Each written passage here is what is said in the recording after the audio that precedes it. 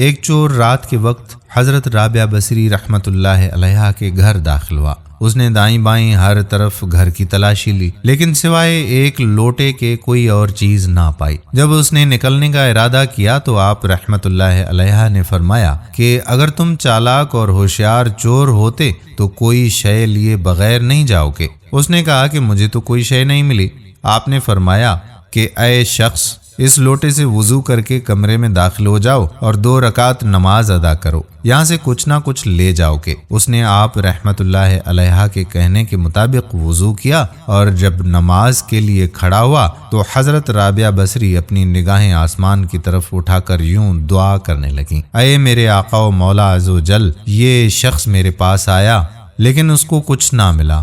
اب میں نے اسے تیری بارگاہ میں کھڑا کر دیا ہے، اسے اپنے فضل و کرم سے محروم نہ کرنا۔ جب وہ نماز سے فارغ ہوا تو اس کو عبادت کی لذت نصیب ہوئی، چنانچہ رات کے آخری حصے تک وہ نماز میں ہی مشغول رہا۔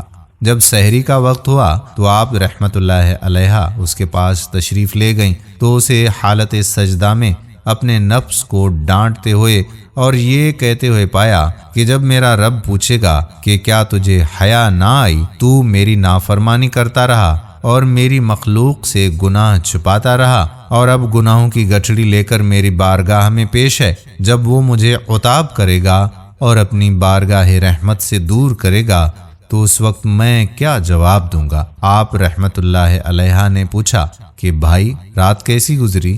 خیریت سے گزری نا؟ بولنے لگا کہ خیریت سے گزری۔ عاجزی اور انکساری سے میں اپنے رب کی بارگاہ میں کھڑا رہا تو اس نے میرے ٹیڑھے پن کو درست کر دیا، میرا عذر قبول فرما لیا اور میرے گناہوں کو بخش دیا اور مجھے میرے مطلوب مقصد تک پہنچا دیا۔ پھر وہ شخص چہرے پر حیرانی اور پریشانی کے آثار لیے وہاں سے چلا گیا۔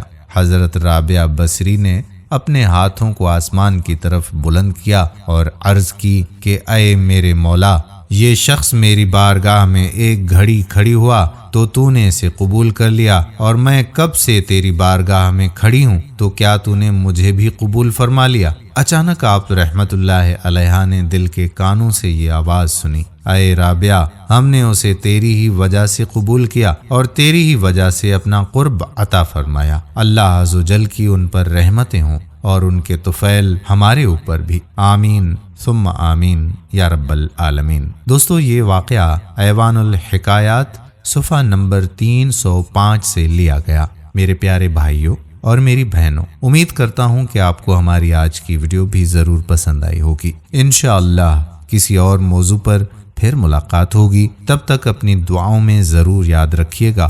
اللہ پاک آپ کا اور ہمارا ہم سب کا حامی و ناصر ہو، آمین۔ اپنے میزبان قادر بخش کلہوڑو کو اگلی ویڈیو تک اجازت دیجیے۔ اللہ حافظ۔